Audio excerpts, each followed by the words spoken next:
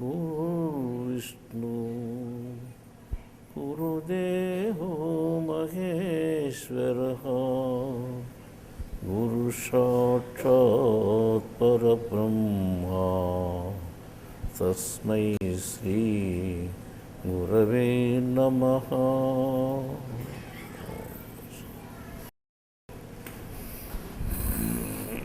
ఇంతకుముందు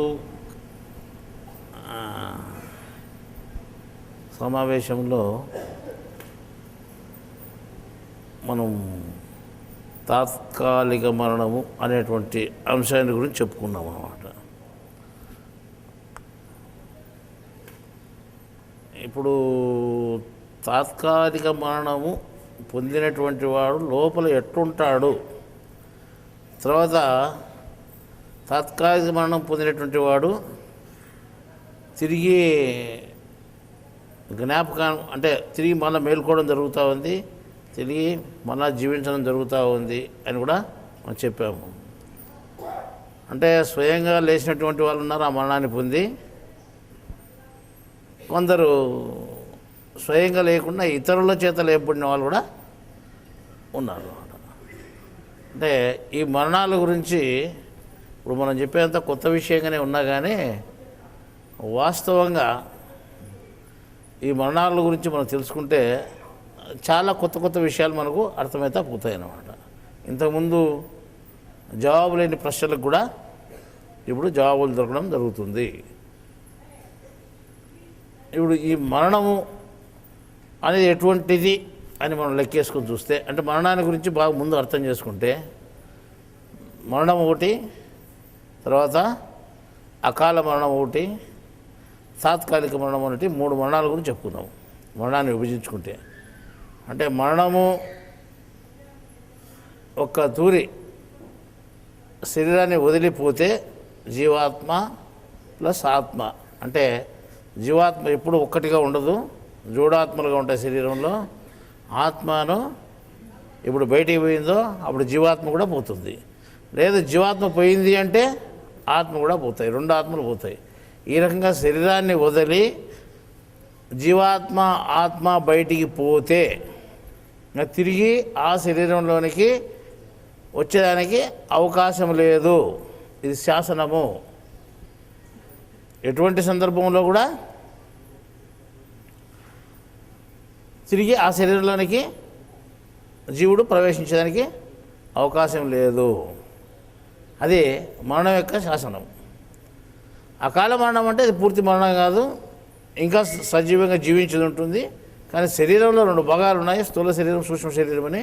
స్థూల శరీరం పోతుంది, సూక్ష్మ శరీరం మాత్రం మిగిలి ఉంటుంది. ఆ సూక్ష్మ శరీరంతో జీవించడాన్ని అకాల మృత్యు అంటాం. ఈ 2 ఒకటే, అంటే ఒక సంబంధం లేకుండా అది పూర్తి పోతుంది, ఇది పూర్తి పోదు అన్నమాట, సగం ఉంటుంది, దాన్ని అకాల మృత్యు అంటాం. ఇప్పుడు ఇంకా తాత్కాలిక మరణం అనేటువంటిది కూడా స్థూలము సూక్ష్మము 2 ఉంటాయి, కానీ మరణం సంభవిస్తుంది. మరణం అంటే జీవాత్మ ఏమాత్రం బయటికి పోడు, శరీరంలోనే ఉంటాడు. అంటే జీవాత్మ ఆత్మ శరీరంలోనే ఉంటారు. శరీరంలో మరణించినప్పుడు ఏ విధంగా శరీరం ఉండిపోతుందో ఆ రకంగా ఉండిపోతుంది. శ్వాస ఆడదు, రక్త ప్రసరణము జరగదు, శరీరంలో బుద్ధి పనిచేయదు, మనసు పనిచేయదు, ఏ కదలికలు ఏ చైతన్యము ఉండదు. అంటే సాధారణంగా మరణించినటువంటి వాడు ఏ విధంగా పడిపోయి ఉంటాడో ఆ విధంగానే మనిషి పడిపోయి ఉంటాడు. కాబట్టి దాన్ని ఏమనుకుంటాం మనము? మరణం కిందకే లెక్కేసుకుంటాము, అది మరణమే అనుకుంటాం. కానీ ఇక్కడ మనకు తెలియని రహస్యం ఏమి అంటే ఆ శరీరంలో జీవుడున్నాడు, మళ్ళీ తిరిగి వాడు బ్రతకవచ్చు. కానీ అక్కడ ఏం జరుగుతూ ఉంది, ఏం చేస్తున్నాడు జీవుడు అంటే, జీవాత్మ నిద్రావస్థలో ఉంది. మనిషి నిద్రపోయినప్పుడు ఏ రకంగా మనకు తెలియకుండా ఉందో ఆ రకంగా జీవాత్మ నిద్రావస్థలో ఉండిపోతుంది. అది తాత్కాలిక మరణం అని మనం చెప్పుకున్నాం. ఇప్పుడు తాత్కాలిక మరణం పొందినటువంటి వాళ్ళను చాలామందిని కొంతమంది తెలిసినటువంటి వాళ్ళు, ఆధ్యాత్మికం తెలిసినటువంటి వాళ్ళు, అంటే ఆధ్యాత్మికం అంటే ఆత్మను అధ్యయనం చేసినటువంటి వాళ్ళు, అంటే ఆత్మ విషయం పూర్తి తెలిసినటువంటి వాళ్ళు తిరిగి ఆ శరీరం నుండి జీవుని మేలుకొల్పారు. మామూలుగా అయితే ఆ విధంగా ఎవడైతే పడిపోతాడో ఆ పడిపోయిన చనిపోయినారు అని తీసుకొని పూడ్చిపెట్టడమో కాల్చేయడం జరుగుతుంది. కానీ తెలిసినటువంటి వాళ్ళు కొంతమంది, అంటే ఆధ్యాత్మికం తెలిసినటువంటి వాళ్ళు, ఆధ్యాత్మికం అంటే ఏమి, ఆత్మను గురించి తెలిసినటువంటి వాళ్ళు. ఆత్మ అంటే ఎక్కడుంది? మన శరీరంలోనే ఉంది. అంటే ఆత్మ అంటే ఎవరు అంటే నువ్వు కాకుండా నీకు తోడుగా ఉండేటువంటిది, నీ పక్కన ఉండేటువంటిది, నీకు శరీరంలోనే స్నేహితునిగా ఉండేటువంటిది, నీకు శరీరంలో పక్కన పొరుగు వానిగా ఉండేటువంటి దాన్ని మనము ఆత్మ అంటున్నాము. శరీరంలో ప్రతి పని అది చేస్తూ ఉంది. మనం మాట్లాడాలంటే కూడా, చెయ్యి కదిలించాలనే కూడా, లేకపోతే మనం ఒక చోటు నుంచి ఒకటికి నడిచిపోవాలన్నా కానీ, అంటే ప్రతి నిత్యము ప్రతి పని చేసేటువంటిది ఆత్మే. మన జీవాత్మ ఏం పని చేస్తున్నాడు అని మనం ప్రశ్నించుకొని చూస్తే, మన శరీరము అది మీరు జాగ్రత్తగానండి, మేము చెప్పేది కథలు కారణాలు పురాణాలు కాదు. ఇది ఏ శరీరానికి ఎవరికి సంబంధించినది వాళ్ళకి సంబంధించిన విషయమే. ఇది ఇప్పుడు నేను చెప్పేది నీకు సంబంధించిన విషయమే, నీ శరీరానికి సంబంధించిన విషయం, పక్క వాళ్ళకి సంబంధించింది కాదు. మనం కాలక్షేపాని కోసం కథలు వినడం లేదు. ఇది ఆధ్యాత్మిక రహస్యం కాబట్టి జాగ్రత్తగా వినండి. జీవాత్మ అంటే ఎవరు? నువ్వు. ఆత్మ అంటే నీకు తెలియకుండా నీ శరీరంలో కదలిక శక్తి ఇచ్చి నిన్ను జీవింపజేసేటువంటి వాడు ఆత్మ.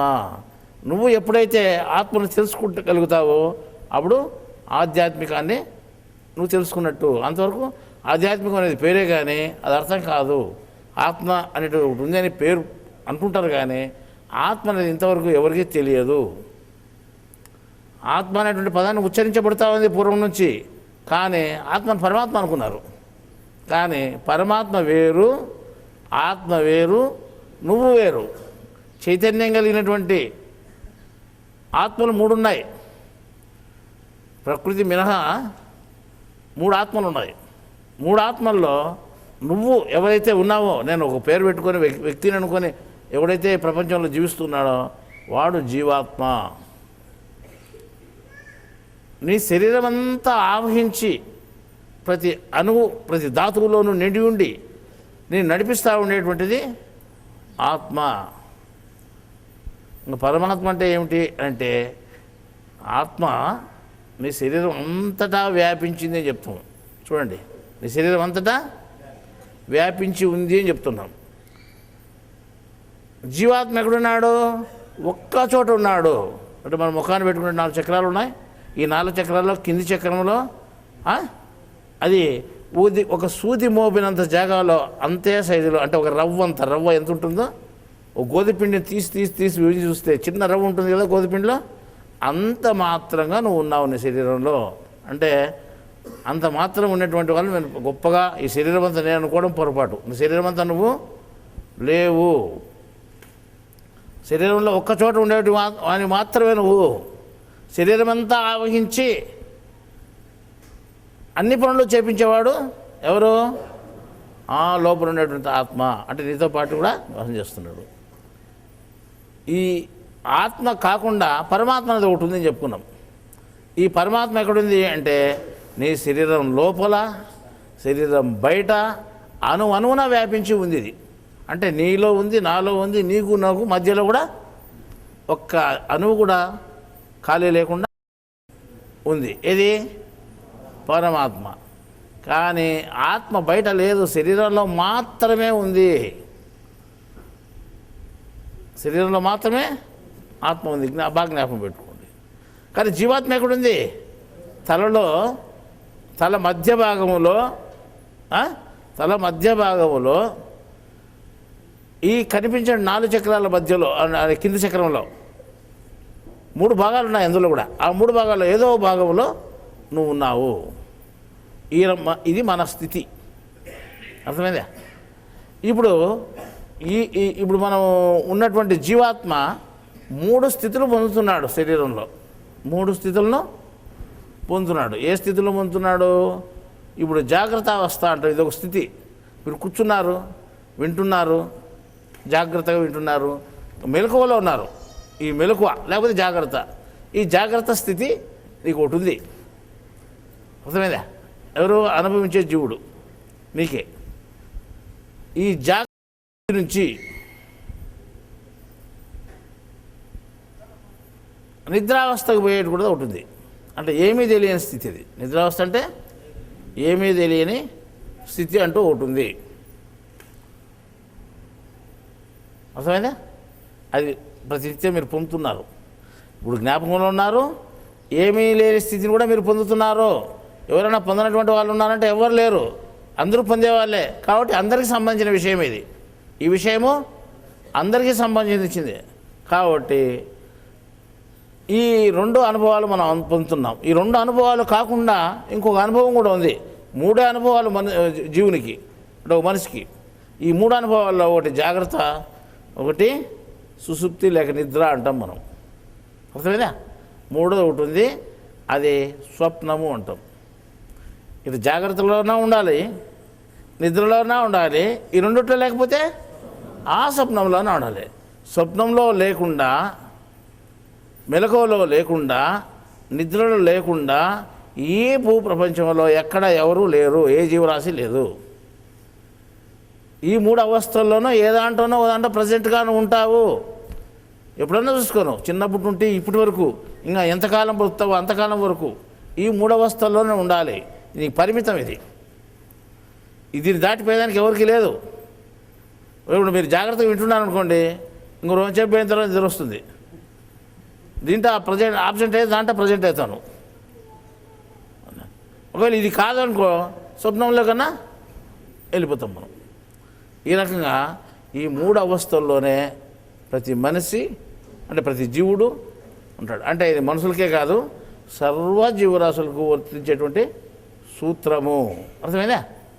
ఇప్పుడు మనం మరణాన్ని, అకాల మరణాన్ని, తర్వాత తాత్కాలిక మరణాన్ని గురించి చెప్పుకొని ఇది ఎవరికి సంబంధించినటువంటి జీవునికి సంబంధించినవి అని చెప్పుకున్నాం. అంటే జీవునికి సంబంధించింది అంటే ఆత్మ కూడా సంబంధించే ఉంటుంది. ఎందుకంటే జీవుడు ఎక్కడ ఉంటాడో ఆత్మ అటు వెళ్ళిపోతుంది. ఆత్మ ఎటు వెళ్ళిపోతుందో జీవుడు కూడా దాంతో కరుచుకొని వెంట వెళ్ళిపోవాల్సిందే. ఇద్దరికీ సంభవించేటువంటిది ఇది. అంటే మరణాలు ఈ అవస్థలు కాదు, ఇవే జాగ్రత్త, నిద్ర, స్వప్నాలు ఆత్మకు లేవు, ఒక జీవాత్మకు మాత్రం ఉన్నాయి. ఈ మరణము, అకాల మరణము, తాత్కాలిక మరణము అనేటువంటివి ఆత్మకు కూడా ఉన్నాయి. నీ శరీరంలో ఉన్నటువంటి ఆత్మకు జీవాత్మకు కంబైన్డ్గా ఉన్నాయి. అంటే అక్కడ జీవాత్మ పరిస్థితి ఎట్లుంటుంది, ఆత్మ పరిస్థితి ఎట్లుంటుంది అని లెక్కేసుకుంటే, ఇప్పుడు మనం ఈ మరణాన్ని నిద్రతో పోల్చుకుంటాం. మరణము నిద్రతో పోల్చుకోవడమే, నిద్ర లాంటిదే మరణం. మనిషి నిద్రపోయినాడు అనుకోండి, ఏమీ తెలియదు కదా. మనిషి మరణించాడు అనుకోండి, వానికి కూడా ఏం తెలియదు. మరణానికి నిద్రకు సమపోలికలు ఉన్నాయి. ఏమంటే ఇది ఏమీ తెలియకుండా తిరిగి ఇదే శరీరంలో లేస్తాడు. మళ్ళా మరణం ఏమవుతుందంటే ఏమీ తెలియకుండా పోయి ఇంకో శరీరంలో లేస్తాడు. అంతే తేడా. మరణంలో శరీరం మారుతుంది, నిద్రలో శరీరం మారదు. అంతే తేడా చూడండి. అదే అంటే నిద్ర మరణం రెండు ఒక్కలాంటివే. అర్థమైనా? ఇంకా ఇప్పుడు మనం ఈ అకాల మరణాన్ని లెక్కేసుకుంటే అది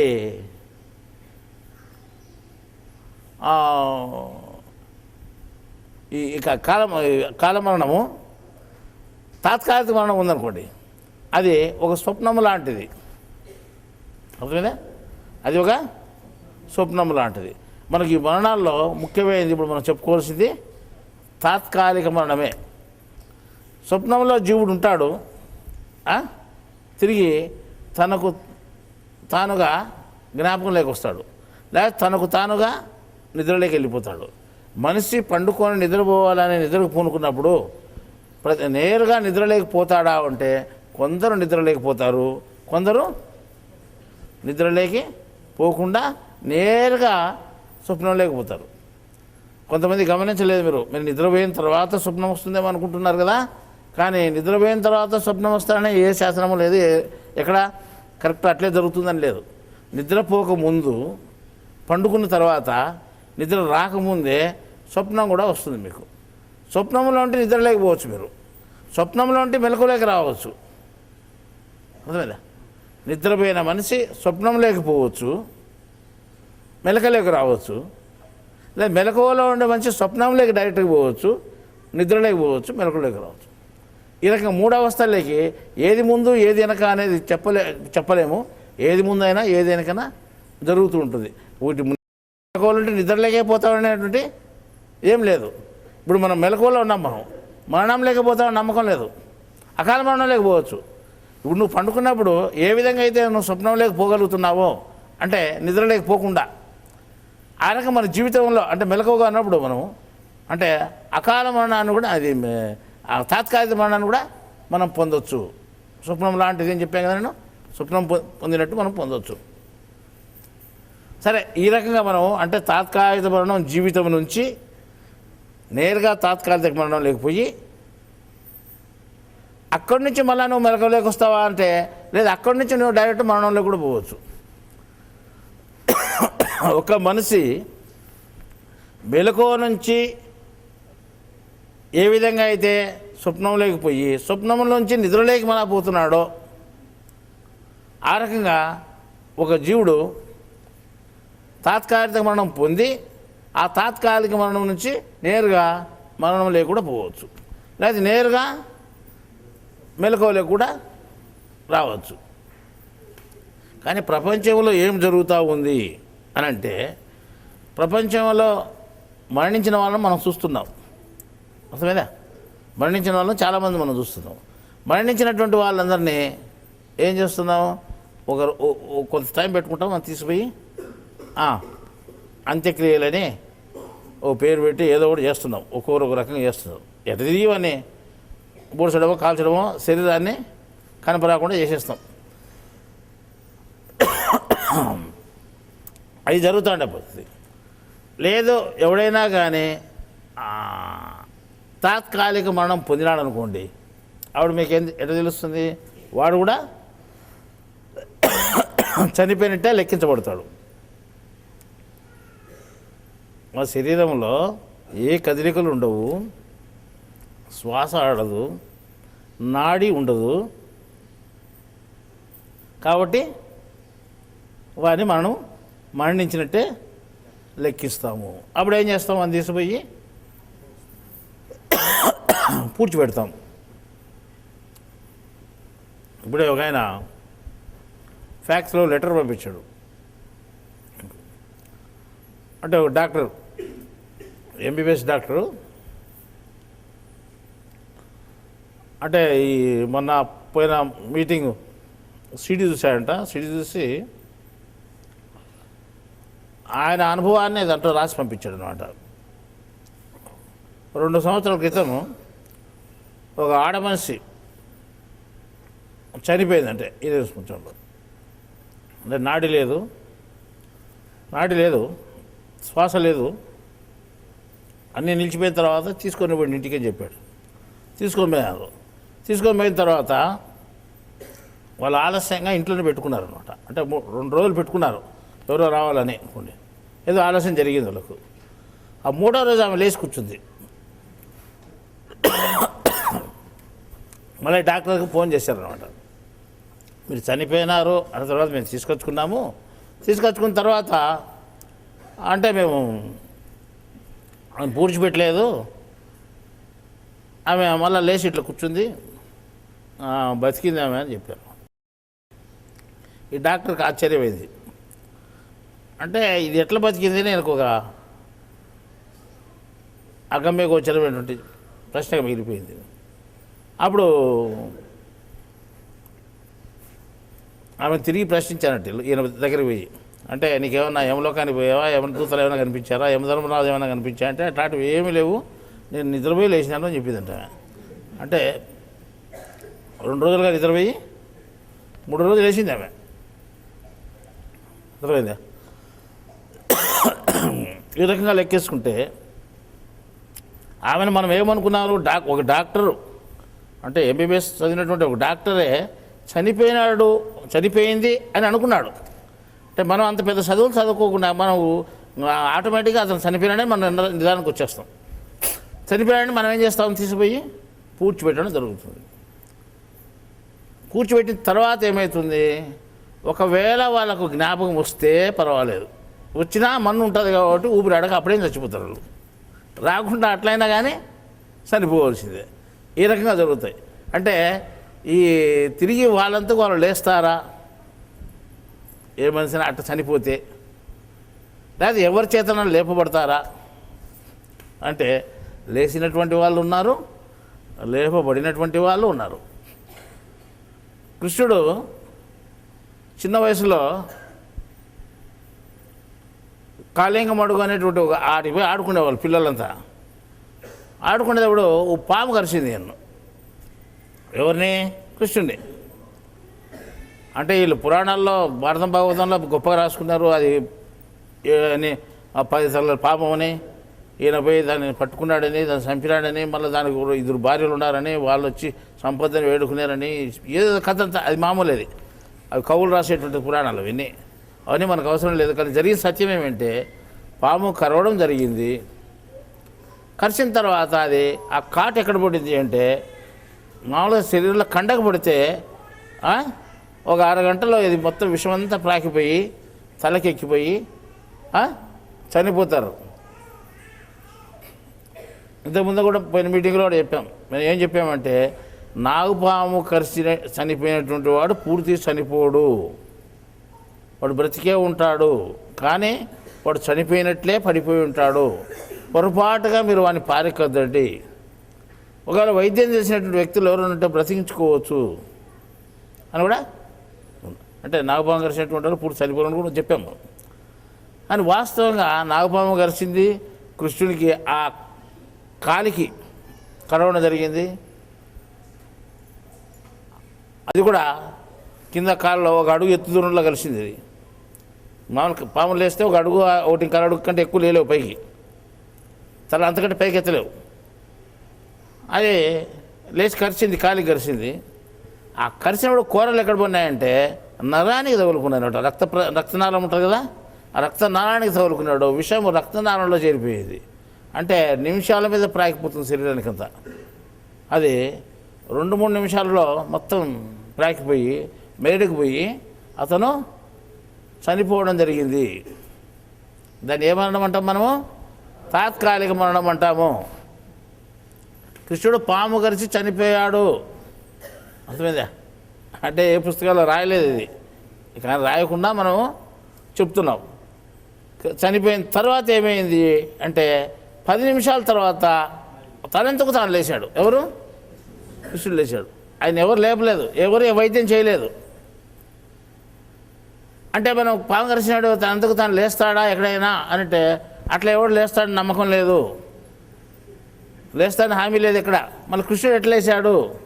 ఆయనకు చేతనైంది లేచాడు. అంటే ఎట్లా చేతనైంది అంటే మన క్వశ్చన్ అన్నిటికీ ఎట్లా అయింది? ఆయనకు సాధ్యమైంది, ఎందుకు సాధ్యమైంది? మనకెందుకు సాధ్యం కాలేదు? అర్థమైందా? ఆ తనకు తానుగా లేచాడు.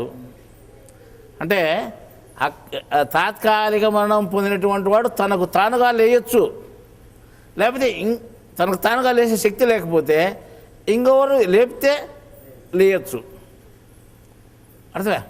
ఇంకొకరు లేపితే లేయచ్చు. అంటే వీళ్ళు ఎందుకు అట్లా జరుగుతుంది? వాడు లేయడమేమి అంటే ఒకరు లేయడమేమి, ఒకరి జ్ఞాపకం రావడమేమి, ఇంకొకరి జ్ఞాపకం రాకుండా పోవడమేమి అంటే ఇప్పుడు మనుషుల్లో 3 రకాల మనుషులు ఉన్నారు. అంటే నిద్రలో కానీ ఇప్పుడు మామూలు అంటే పూర్తి ఎరుక కలిగినటువంటి వాళ్ళు, బాగా జ్ఞాపకం అంటే పూర్తి ఎరుకలో ఉన్నటువంటి వాళ్ళు ఉన్నారు. ఇప్పుడు మధ్య రకం ఎరుక ఉన్నటువంటి వాళ్ళు ఉన్నారు, ఎరుక తక్కువ ఉన్నటువంటి వాళ్ళు ఉన్నారు. పూర్తి ఎరుక కలిగినటువంటి వాళ్ళు ఏం చేస్తారంటే నిద్ర తక్కువ ఉంటుంది వాళ్ళకు. నిద్ర ఎక్కువ వాళ్ళు కూర్చుంటాను నిద్రపోతారు, వాళ్ళు ఎరుక తక్కువ ఉన్నటువంటి వాళ్ళు. తలైట కింద పెడతానే గురక పెట్టేస్తారు అయిపోయా. కొంతమంది పండుకున్నాక 10-15 నిమిషాలకు కానీ నిద్ర రాదు. కొంతమందికి గంటలున్నా కూడా నిద్ర రాదు. ఒకసారి అది నిద్ర వచ్చేదానికి కాసుకోవాల్సి పని వస్తుంది కొంతమంది. అంత ఎరుక ఉన్నటువంటి వాళ్ళు కూడా ఉన్నారు. వేమనేవి చెప్పాడు, నిద్రపుచ్చువాడు నిజయోగిని. అంటే నిద్ర మానగరాదు, నిద్ర పూనగరాదు, నిద్రలోని బ్రహ్మముద్ర తెలిసినవాడు నిజయోగి అని ఆత్మలింగాన్ని ఒక ఆత్మలింగ శతకంలో కూడా ఒక పద్యం ఉందన్నమాట. అంటే నిద్రను జయించినటువంటి వాడు గొప్ప ఎరుక కలిగినటువంటి వాడు అని. అంటే యోగులకు అంత శక్తి ఉంటుంది అని కూడా మనం ఇంతకుముందు కూడా చెప్పుకున్నాం అన్నమాట. కాబట్టి ఎరుక కలిగినటువంటి వాళ్ళు పూర్తి, ఎరుక చాలా తక్కువ ఉన్నటువంటి వాళ్ళు, మధ్య రకం ఎరుక ఉన్నటువంటి వాళ్ళు, 3 రకాల మనుషులు ఉన్నారన్నమాట. అర్థమైందా? ఈ ఎరుక బాగా ఉన్నటువంటి వాళ్ళు అంటే కృష్ణుడు ఉన్నాడు, ఎరుక బాగా ఉన్నటువంటి వాడు యోగి అయినా ఆయన నిద్రపోవాలనుకుంటే నిద్రపోతే, నిద్రపోకూడదంటే నిద్ర ఆయనకు రాదు. ఇప్పుడు నువ్వు నిద్రపోకూడదు అనుకుంటే నువ్వు నిద్రపోకుండా నిలబడగలుగుతావా? ప్రశ్న. మీరు ప్రశ్న వేసుకోండి, మిమ్మల్ని మీరు ప్రశ్న వేసుకోండి. నిద్రపోకుండా మేల్కోగలుగుతారా? సాధ్యం కాదు. మీరు మేల్కోవాలని ప్రయత్నం చేసినా కానీ ఆ నిద్ర మిమ్మల్ని వంచి నిద్ర పెడుతుంది. కానీ యోగుల వద్దకు వచ్చిన తర్వాత యోగులను ఏమీ చేయలేదు, నిద్రను జయించినటువంటి వాళ్ళుగా ఉంటారు. ఒకానొక సందర్భంలో ఈ మాట మేము చెప్తే అది ఎట్లా సాధ్యమైతే, చెప్పుకునే సాధ్యమైతే నిద్ర రాకుండా వాళ్ళు ఎవరైనా ఉన్నారా అని ప్రశ్నించారు. అంటే యోగం సాధించినటువంటి వాళ్ళకు సాధ్యమవుతుంది అని కూడా మేము చెప్పాం. అంటే మీరు మాటలు చెప్తున్నారు, నిరూపణకు ఎక్కడానికి మాకు కావాలి కదా అన్నారు. వాళ్ళు ఏం ప్రశ్న చేశారంటే, సరే మీకు నిద్ర యోగులకు నిద్ర రాదంటారు, ఎరుక ఉన్నటువంటి వాళ్ళు నిద్రపోకుండా ఉంటారు, నిద్రను జయించగలుగుతారు అంటారు, మత్తు మంది ఇస్తే నిద్రపోకుండా ఉంటారా అని అడిగారు. అది మంచి ప్రశ్నే అది కూడా. అంటే మత్తు అనేది కూడా నిద్రే కదా, మత్తు అనేది నిద్రే. కాబట్టి మత్తు అనేది నిద్రే. నిద్ర చేయించడానికి మత్తు ఏం చేస్తుంది అంటే ఇది ప్రాక్టికల్గా నిరూపించగలరా అన్నాడు. అంటే నేను చెప్తున్నాను ఇంత మళ్ళీ నిరూపించగలరా అంటే అది పద్ధతి థియరీ ఉంది అట్లా. సరే మీకు అంత నమ్మకం లేకపోతే, ఎందుకంటే నిద్ర మాకు కూడా తక్కువే, మేము నిద్రపోయేది 1-2 గంటలే డైలీ. ఒకరోజు అది కూడా ఎగరగొట్టుతుంది, మేము బంగపోయినా కూడా అది రాదు. మీరు మేలుకోవాలని కూడా మిమ్మల్ని విడిచిపెట్టదు అది, మేము దాన్ని పట్టుకోవాలనే మాకు దొరకదు అది. అట్లుంటుంది పరిస్థితి. కాబట్టి మేము చెప్పినామంటే, సరే నువ్వు ఆ నిద్ర మత్తు అనేటువంటి మత్తు అనేది నిద్రే కదా, కాబట్టి మత్తు మంది ఇచ్చినా కూడా నిద్ర అనేది రాదు. నిద్ర చేయించడానికి మత్తు ఏం చేస్తుంది అని చెప్పాము. సరేలే, ఒకటి మార్ఫిన్ ఇంజెక్షన్, ఒకటి డైజెపామ్ ఇంజెక్షన్, ఒకటి 2 ఇచ్చారన్నమాట. ఒకటైతే తక్కువ, 2 ఏం చెప్తే 2 ఇచ్చారు మాకు స్వయంగా. మాకే ఓ డాక్టర్ చేతిలో ఇప్పించుకున్నాం. కొంతమంది ఒక 5-6 మంది మనుషుల మధ్యలో కూర్చొని ఇదంటే వాళ్ళు ఏం చెప్పారంటే, లేదు 2-3 నిమిషాల తర్వాత మీకు ఎదురు వచ్చేస్తుంది అని చెప్పారు. పండుకోండి, బెంచ్ మీద పండుకుంటే మేము ఇస్తాం, బెడ్ మీద పండుకుంటే ఇస్తామని చెప్తారు. లేదు నేను కూర్చుంటాను ఏంటి అని చెప్పాము. అంటే ఇద్దరు వచ్చి పడిపోతారంటే ఏం పడిపోమని చెప్పి, అంటే మాకు ధైర్యం ఉంది ఎట్లా అని చెప్పి తర్వాత వాళ్ళు ఇంజక్షన్ వేయడం జరిగింది. ఆ 2 ఇంజక్షన్లు వేసుకున్న తర్వాత అది 2 నిమిషాలు పోయింది, 4 నిమిషాలు పోయింది, 6 నిమిషాలు పోయింది, 10 నిమిషాలు పోయింది, 15 నిమిషాలు పోయింది. ఇంకేమంటే ఇంక కాదు, ఇది రాదు అని చెప్పేసినారు వాళ్ళే. 20 నిమిషాల తర్వాత కూడా ఇంకేడు వస్తుంది, ఇంక రాదు, మీరు బాగున్నారు మేల్కొని జాగ్రత్తగా అని చెప్పి. ఈ రకంగా 2 మత్తు ఇంజక్షన్లు వేయించుకున్నా కానీ ఆ రోజు నిద్ర రాలేదు. అందువల్ల ఈ నిద్ర అనేటువంటిది మత్తు, నిద్ర మత్తే కదా, మత్తే నిద్ర, నిద్ర మత్తు 2 ఒకటే. ఈ పాము కరిస్తే ఏమవుతుంది అని అంటే, పాము కరిస్తే నొప్పి ఎవరికి ఉండదు. ఇప్పుడు సినిమాలో కానీ లేదా టీవీ సీరియల్లో కానీ పాము కరిస్తే అబ్బా అబ్బా అంటే యాక్షన్ చేస్తారనమాట. అంటే పాము కరిస్తే ఎవరికి నొప్పి ఉండదు. వాళ్ళు మనం ఏదో మనం అభిపరిచడానికి వాళ్ళు ఏదో నటిస్తున్నారు కానీ పాము కరిచినట్లు చూసుకుంటే పాము కరిచింది అనుకో, లేకపోతే అది కూడా కనిపించదు. ఏదో మొట్టమొదట ఆ కాటు పడినప్పుడు ఒక చిన్న ముళ్ళు కుచ్చుకున్నట్టు అవుతుంది, అంత తప్ప ఇంకోటేం కాదు. అదే మనకు ఎరుకుంటే ధ్యాస ఉంటే కనుక్కుంటాం దాన్ని, ఓ ఏదో కుచ్చుకుని నేను చూసుకుంటే ఆవిడ పాము కరిచింది అనుకుంటాం. కానీ ఒకవేళ ధ్యాస లేకపోతే చూసుకోకపోతే పాము కరిచినట్టు కూడా మనకి తెలియదు. పాము కరిచినట్టుకి ఏమవుతుంది, మత్తు ఎక్కుతుంది, మత్తు ఎక్కువైపోతుంది, పూర్తి మత్తు అయిపోయి వాడు లాస్ట్కు చనిపోవడం జరుగుతుంది. అంటే మనం నిద్ర మాత్రలు ఎక్కువ తినడానికి ఏమవుతుంది, మత్తు ఎక్కువ చచ్చిపోతాడు. అట్లే అవుతుంది అది కూడా. ఏదే పాము కరిస్తే అట్లే అవుతుంది. ఒక ఆయన గ్రంథంలో చెప్పాడు, ఎందుకంటే పలానా ఆయన చెప్పినట్టు కొంతమందికి అసూయ, ఓ ఆయన పేరు చెప్తాడని. పాములు సైతము భయం లేకుండా పాము విషయాన్ని సైతం లెక్కించడు అని. అంటే నా జ్ఞానం ఎవడైతే తెలుసుకున్నాడో వానికి పాము విషయం కూడా ఏం చేయదు. అంటే నా జ్ఞానం తెలుసుకుంటే ఎరుకలో ఉంటాడు, వాడు పాము కరిచినా ఏం కాదు, వానికి పాము కరిచినా ఏమీ కాదు అని చెప్పారు.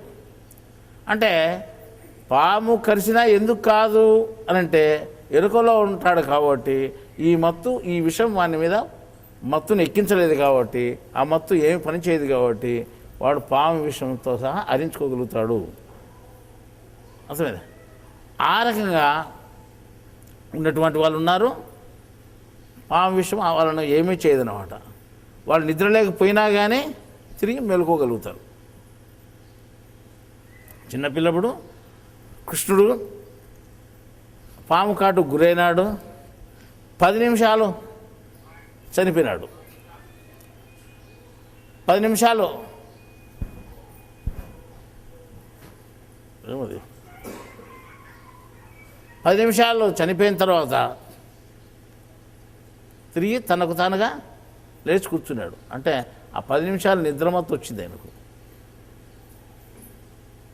అది తాత్కాలిక మరణము అనేది ఎటువంటిదో మనకు తెలియాలి అనేటువంటిది ఉద్దేశంతో ఆ 10 నిమిషాలైనా ఆయన నిద్రపోయాడు. మళ్ళీ వాళ్ళు లేయడం జరిగింది. అతను దాంతో ఉన్నటువంటి పిల్లలు, తర్వాత ఇంకా కొంతమంది అందరూ కలిసి ఆ పామును చంపేశారు. ఆ పామును చంపడం జరిగింది. వదిలిపెట్టలేదు వాళ్ళు. 2 భార్యలు 3 భార్యలు పాముకు లేరు. మన కథలు రాసుకున్నట్టు ఎవరు లేరు. వీళ్ళు పామును చంపేశారు. పాము కరిచింది. ఆ రోజు కాట్లు పడినాయి ఆయనకు. కానీ విశేషం ఏమంటే ఆయన కాలుకు పట్టినటువంటి కాట్లు జీవితాంతము ఉండిపోయినాయి ఆయనకు. ఆ కాట్లు జీవితాంతం కనిపిస్తున్నాయి. అది పెద్ద ఆశ్చర్యం. కాట్లు ఉన్నాయి, 2 కాట్లు, 2 కరెక్ట్ ఇట్లుంటాయి కదా పాము కాట్లు, కరెక్ట్. ఆ కూర్చున్నట్టే ఆ జీవితాంతం ఉండిపోయినాయి కాలికి. ఇంకా విశేషం ఏమంటే ఇప్పుడు మనకు సందర్భం వచ్చింది కాబట్టి చెప్పుకుంటున్నాము. తర్వాత 3000 సంవత్సరాలకు మళ్ళా భూమి మీద ఆయన పుట్టాడు. వేరే దేశంలో పుట్టాడు. ఎవరు? భగవంతుడు. పుట్టిన తర్వాత ఆ శరీరానికి కూడా ఈ శరీరానికి ఎక్కడైతే కాట్లు ఉన్నాయో ఆ శరీరానికి కూడా కాలి మీద అక్కడే కాట్లు ఉన్నాయి. ఆయనకు ఎడమ కాలుకు పాము కాటు వేసింది. ఏ కాలుకి వేసింది? ఎడమ కాలుకే వేసింది. అంత కరెక్ట్ ఉన్నట్టు చెప్తున్నావు, ఎటో కూడా చెప్తున్నావు. ఎడమ కాలుకి వేసింది. ఎడమ కాలుకి కాటు పడింది. ఎడమ కాలుకి కాట్లు జీవితాంతం ఉండిపోయినాయి. తర్వాత జన్మలో కూడా, 2వ జన్మలో కూడా అదే ఎడమ కాలుకి 2 కాట్లు అట్లే వచ్చాయి. అంటే ఈ గుర్తు ఎందుకు అంటే పోయిన జన్మలో ఎవరైతే అక్కడ కృష్ణుడిగా పుట్టాడో అతనే ఇక్కడ పుట్టాడు అనే దానికి గుర్తుగా అవి వచ్చాయి. కానీ దాన్ని ఎవరు గమనించలేదు, దాన్ని ఎవరు రాసుకోలేదు ఉన్నాయని. ఒకానొక రోజు ఒక శిష్యురాలు కాళ్ళు ఒత్తుతూ చూసింది, ఏ 2 కాట్లు ఉన్నాయి ఇక్కడ అని. దాని గురించి ఏం చెప్పాడు ఆయన ఏదో ఒకటి చెప్పాడు దాని గురించి. తర్వాత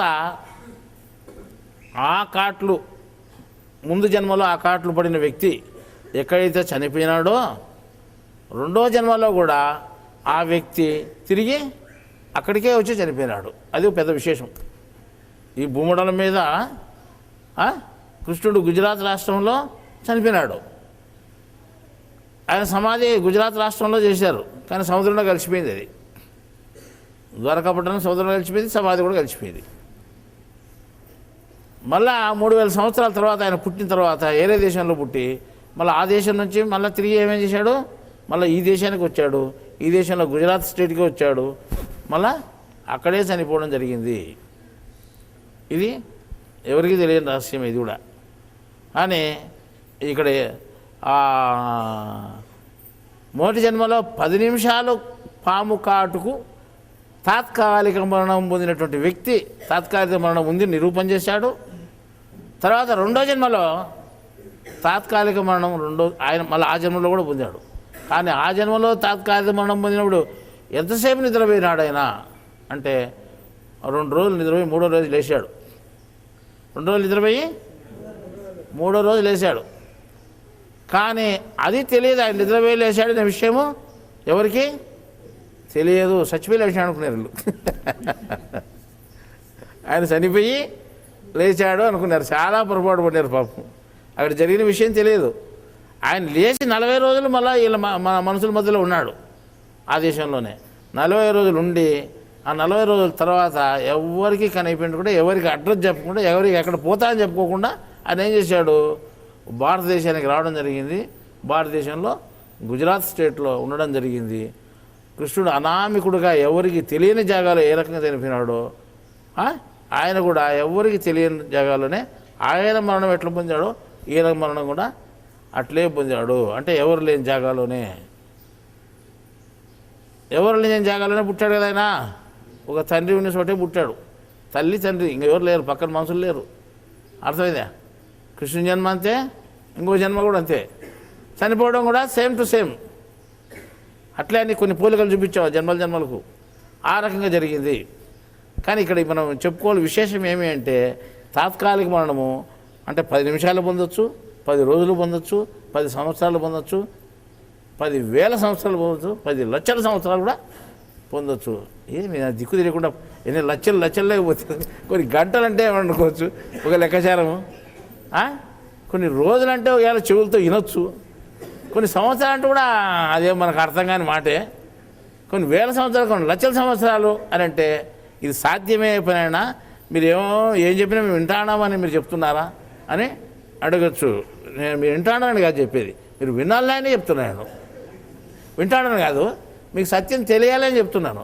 అర్థమైందా? మీరు ఎవరైనా మట్టి పని చేసేవాళ్ళు గుంత దొగుతున్నారు అనుకోండి, నేను దొగ్గాను, 20 అడుగుల్లో ఒక కప్ప బయటపడింది. 20 అడుగుల లోతులో వచ్చాట మేము బావి దొరుకుతూ ఉంటే 20 అడుగుల లోతుకు పోయిన తర్వాత అంత గూడు ఉంది. అంత గూట్లో రౌండ్గా గూడు చేసుకునేది. ఆ గూడు కూడా పాలిష్ మాదిరి ఉంది, అంత నున్నగా. ఆ కప్ప బయటకు వచ్చింది. అంటే 20 అడుగుల లోపల ఎట్లా బ్రతికింది ఇది? సరే, ఎప్పుడు లోపలికి పోయిందంటే ఎక్కడ పోయిన జాగాలు లేవు, పోయిన ఆనవాళ్ళు లేవు, దానికి పోయిన ఆనవాళ్ళు లేవు. ఏం తిని బతికింది, ఏం తాగి బతికింది, ఈ గాలి పీల్చి ఎట్లా బతికింది, గాలి లేకుండా బతికింది, ఎట్లా బతికింది అంటే ఎట్లా బతికిందో ఎవరికి అర్థం కాని సమస్య. ఈ ప్రశ్నను మామూలుగా ప్రపంచవ్యాప్తంగా ప్రశ్న వేసుకుని ఇంటర్నెట్లో కూడా పెట్టారు ఈ ప్రశ్న. అంటే శాస్త్రజ్ఞులకు ప్రశ్నించారు వేరే వాళ్ళు. ఈ ప్రశ్నకి ఏం జవాబు చెప్పారని మేము నెట్లో వెతికితే మీరు కూడా వెతకచ్చు పోయి. అన్ఎక్స్ప్లెయిన్డ్ మిస్టరీ అని, అన్ఎక్స్ప్లెయిన్డ్ మిస్టరీస్ చాలా ఉన్నాయి. ఇట్లాంటివి ఒకటి కాదు, మీకు వివరించలేనటువంటి రహస్యాలు. ఇవి రహస్యమే. ఎట బతికింది ఎవరికి తెలియదు, అది ఎప్పుడు పోయిండేది ఎవరికి తెలియదు. ఎప్పుడో సునామీనో ఇంకోటో వచ్చి భూమి అంతా కుట్టుకొని విస్మార్ దాని మీద 20 అడుగులు మన్ను పడినప్పుడు ఒక కప్ప పుడిపోయేది. ఇప్పుడు 1000 సంవత్సరాల క్రితం. అర్థమైందా? అది తాత్కాలిక మరణం పొంది మనం ఈరోజు తొగేంతవరకు అట్టే ఉంది. తగినప్పుడు బయటపడింది. వాస్తవంగా మీరు చూసినారు లేదా? ఎవరైనా చూసింటారు మీరు. మరి ఎక్కడ పడింది మీరు ఆలోచన చేశారా?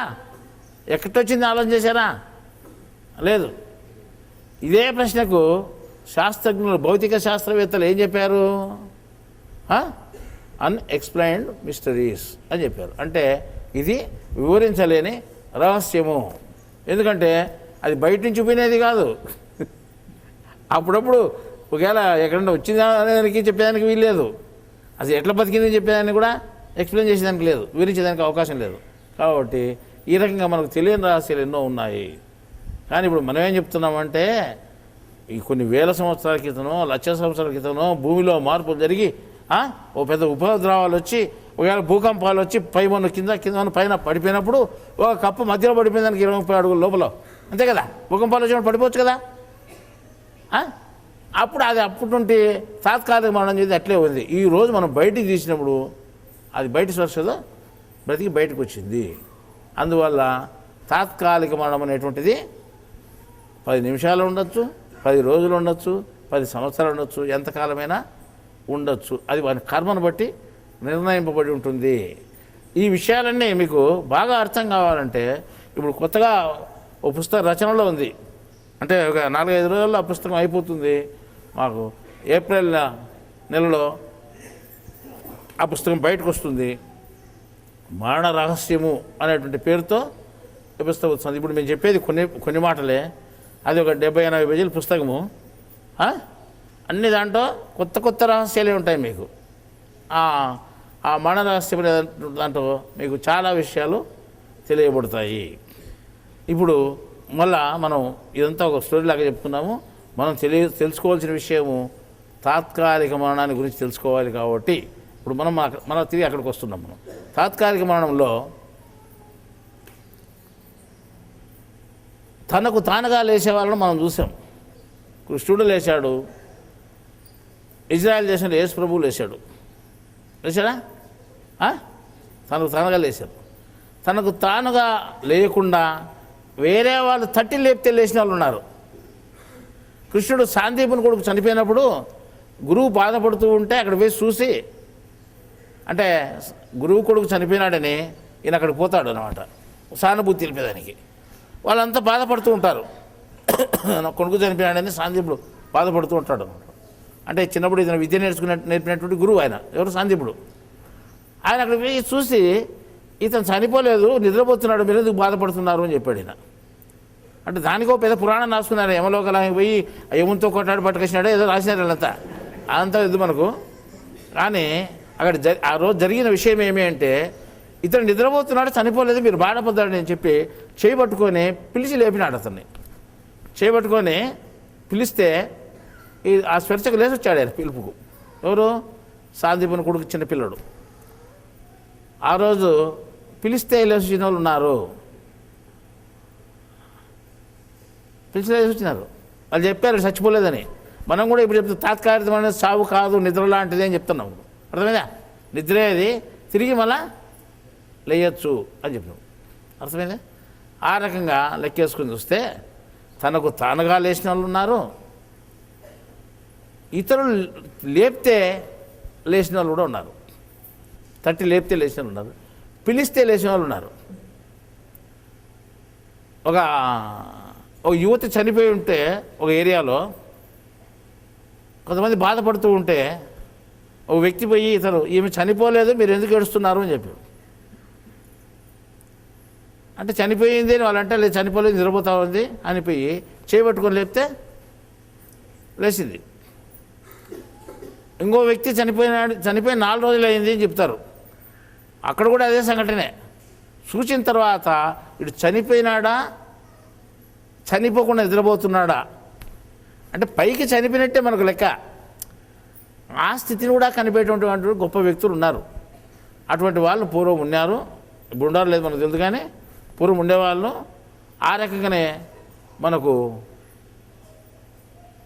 బైబిల్లో కానీ ఇట భారతంలో కానీ మనకు ఆధారాలు లభించాయి. అంటే చరిత్ర ఆధారాలు మనకు లభించాయి.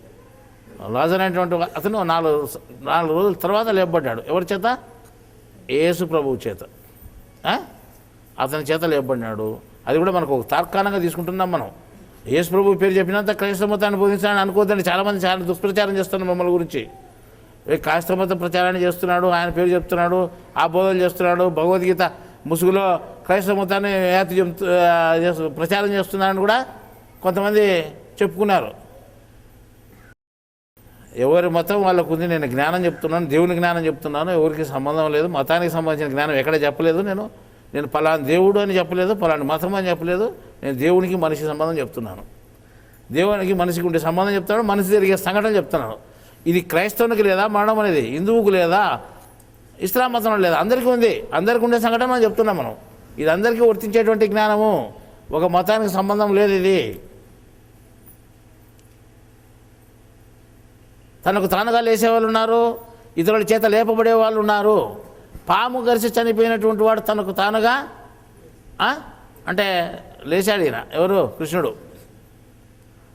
ఇంకో విషయం ఏమంటే, ఇప్పుడు నేను 3 రకాల మనుషులు చెప్పాను.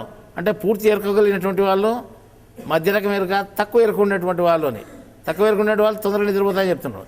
అటువంటి వాడు చనిపోతే వాడు పిలిచినా లేడు. ఒకవేళ యేసు ప్రభు పోయి పిలిచినా కానీ వాడు లేడు, లేకపోతే కృష్ణుడు పోయి పిలిచినా వాడు లేడు. ఎందుకంటే వానికి మత్తు ఎక్కువ, వానికి మన మాట వినపరాదు, వినపిస్తే కదా వాళ్ళు లేచేది.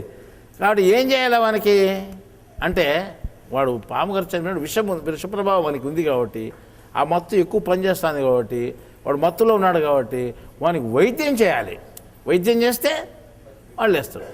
అంటే వైద్యము చేత లేపబడే వాళ్ళు కొంతమంది, ఏ వైద్యము లేకుండా మాట చేతనే లేపబడేవాళ్ళు కొంతమంది, పిలిస్తేనే లేచేవాళ్ళు కొంతమంది, తడితేనో పిలిస్తేనో లేస్తారు కొంతమంది. కొంతమంది వైద్యం అవసరం లేదు, ఏరేవాడు తట్టాల్సిన పని లేదు, వానంతకు వాడు లేస్తాడు. అట్లా వాళ్ళు 3 రకాల మనుషులు మనము చూడగలిగాం. అంటే 3 రకాల మనుషులు చరిత్రలో ఉన్నారు. అంటే మన ఎరుకను బట్టి అది మనుషులకు ఉంటుంది. ఈ రకంగా లెక్కేసుకుంటే, ఇప్పుడు ఒక మనిషి నిద్రపోయినప్పుడు అంటే మరణము కానీ తాత్కాలిక మరణం కానీ దానికి ఒక మరణమైన పేరు పెట్టాము. మరణం అని ఎందుకు పేరు పెట్టామంటే, శ్వాస ఆడదు, గుండె కొట్టుకోదు, శరీరంలో ఏ కదలికలు లేవు, మనస్సు లేదు, బుద్ధి లేదు, కాబట్టి ఇవన్నీ అణిగిపోయినాయి కాబట్టి, ఏది పని చేయలేదు కాబట్టి దాన్ని మరణమే అంటున్నాము. కానీ అంటే తాత్కాలిక మరణం అనే పేరు పెట్టాము, దీన్ని మామూలు మరణం అని పేరు పెట్టాము అని. ఇప్పుడు ఆ మరణం అనేది నిద్ర లాంటిది అనుకున్నప్పుడు, నిద్రలో మనిషి ఏ విధంగా ఉంటాడు అని మనం లెక్కేసుకుని చూస్తాం. అంటే నిద్రపోయినటువంటి వాడు ఎట్లా ఉంటాడు అంటే, మేలుకున్నటువంటి వాడు ఎట్లుంటాడో దానికి ఆపోజిట్లో ఉంటాడు, అంటే వ్యతిరేక దిశలో.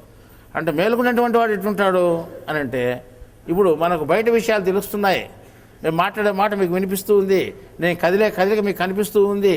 అంటే కంటి ద్వారా వచ్చేటువంటి చూపు, చెవు ద్వారా వచ్చేటువంటి వినికిడి, మిగతా 5 ఇంద్రియాల ద్వారా వచ్చేటువంటి విషయాలు కూడా మీకు వెంటనే తెలియబడుతున్నాయి. అంటే మీకు అంటే ఎవరు? మీరు జీవుడు. ఎక్కడున్నారు మీరు? శరీరం లోపల ఉన్నారు, బయట కూర్చోలేదు.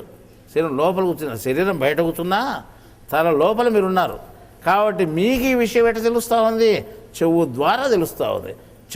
చెవు వరకు వినిపిస్తే, ఈ చెవు ఇక్కడే కరుచుకొని ఉంది, మనకు వినిపించే యంత్రం ఇక్కడ మాత్రం ఉంది. ఈ శబ్దం అక్కడికి ఎట్లా చేరుతుంది అంటే, ఇక్కడి నుంచి అక్కడ వరకు మోసుకొని పోయేటువంటి ఒక మధ్యవర్తి ఒకడున్నాడు, వాడే మనస్సు. మన శరీరంలో మనస్సు అనేది ఒకటి ఉంది. ఇంద్రియాలకు జీవునికి మధ్యలో మధ్యవర్తి లాంటిది. ఇంద్రియాల విషయాలు జీవునికి, జీవుని దగ్గర ఉండే విషయాలు ఇంద్రియాలకి తెలియజేస్తుంటుంది, విషయాలు మోసుకొచ్చేది అనమాట. అది మెలకువలో ఉన్నప్పుడు విషయాలు లోపల విషయాలు బయటికి వస్తూ ఉంటాయి. నిద్రపోతే ఏమవుతుంది? ఈ మనసు ఏమవుతుంది అంటే, మనసు జాగ్రత్తగా ఉన్నప్పుడు, అంటే శరీరం మెలకువలో ఉన్నప్పుడు ఈ మనస్సు శరీరం అంతా వ్యాపించింది, మొత్తం చర్మం వరకు. ఈ వ్యాపించినటువంటి మనసు ఏమవుతుంది? నిద్రలో ముడుచుకొని పోయి లాస్ట్ బ్రహ్మనాడి నుంచి పోయి శరీరంలో జీవుడు ఎక్కడైతే ఉన్నాడో దాని పక్కలో బ్రహ్మనాడిలోనే అణిగిపోతుంది. అది అంటే ఈ 4 చక్రాలు ఉన్నాయి కదా మనకు. ఈ 4 చక్రాల మధ్యలో ఒకటి నాటి పెట్టాము, ఒకటి గుర్తు జంపన ఇరుసు లాంటిది. ఆ ఇరుసులో ఇది చేరిపోతుంది. ఏది? మనస్సు. మెలకువలో శరీరం అంతా ఉంటుంది, నిద్రలో ఆ బ్రహ్మనాడిలో చేరిపోతుంది పైన తలలో. అప్పుడు ఈ మధ్యవర్తి నీకు లేడు, ఇక్కడ నుంచి విషయం తీసుకొని పోతే అక్కడ లేడు. ఇప్పుడు ఎదురుగా మన్మథరెడ్డి అనేటువంటి వ్యక్తి కూర్చున్నాడు. మన్మథరెడ్డి అని పిలుస్తారు, అతను తెలిసిపోతుంది, ఏమైనా పలుకుతాడు. నిద్రపోతున్నాడు అనుకోండి, ఏం చెప్పినా అతను తిట్టినా కూడా ఏమనుకోడు ఆయన. ఎక్కడ తెలుస్తుంది? ఇప్పుడు ఆయనలో మార్పు రావాలంటే నేను తిట్టు అని తెలియాలి కదా. నిద్రపోయినానికి తెలుస్తుంది అంటే మనసు లేదు. అదే మెలకున్నప్పుడు తిడితే ఊరుకుంటాడా? అప్పుడు కొన్నాడు. ఎందుకు? తెలిసింది. ఇప్పుడు తెలియలేదు. కారణం ఏమి? మధ్యలో మనసు లేదు. అర్థమైందా?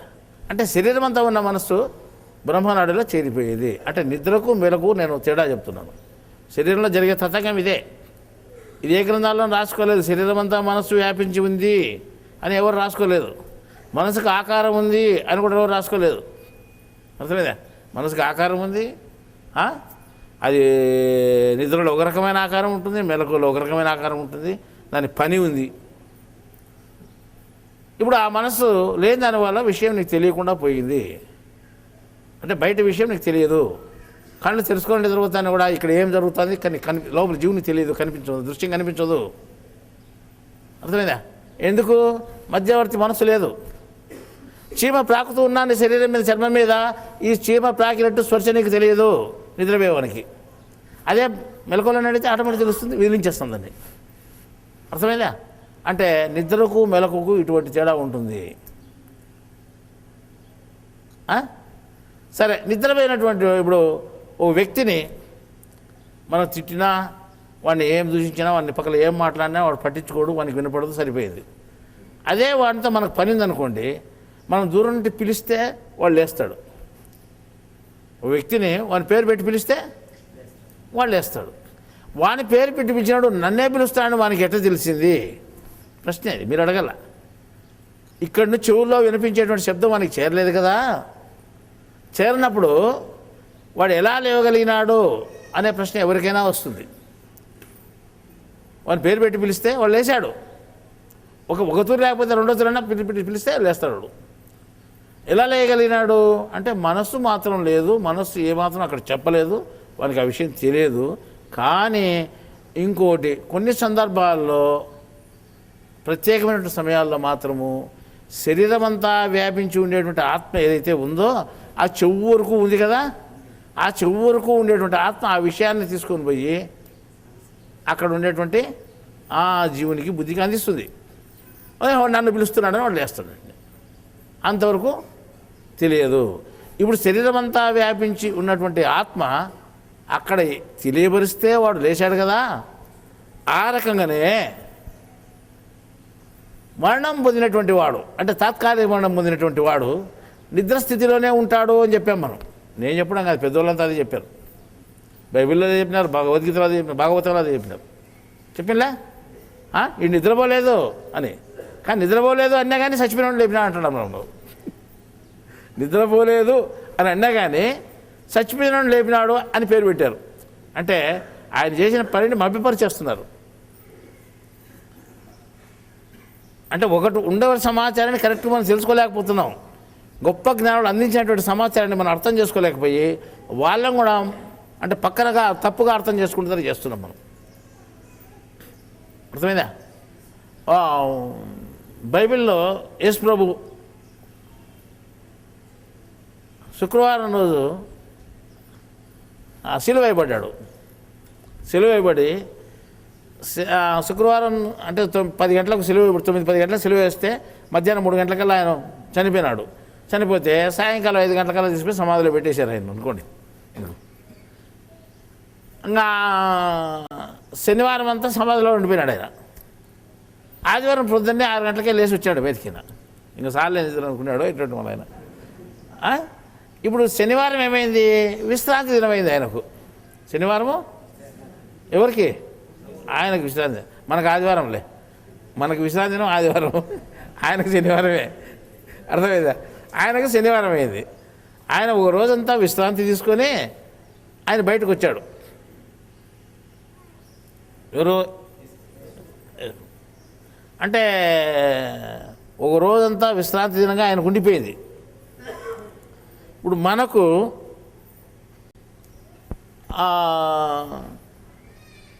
అటువంటి గొప్పవాళ్ళు చేసినట్టు పనిని మనం అర్థం చేసుకోలేకుండా, అంటే ఆయన విశ్రాంతి పొందినాడా, అంటే నిద్రపోయినాడా, చనిపోయినాడా అని తెలియకుండా మనం వాళ్ళని కూడా చనిపోయినట్టు లెక్కేసుకున్నాం. వాళ్ళు ఏం చెప్పారు? వీళ్ళు చనిపోలేదు, నిద్రపోతున్నారు అని ఏరే వాళ్ళని ఏలు పెట్టి చూపించినా కానీ చనిపోయినటువంటి వారిని లేపాడు అని అంటున్నారు.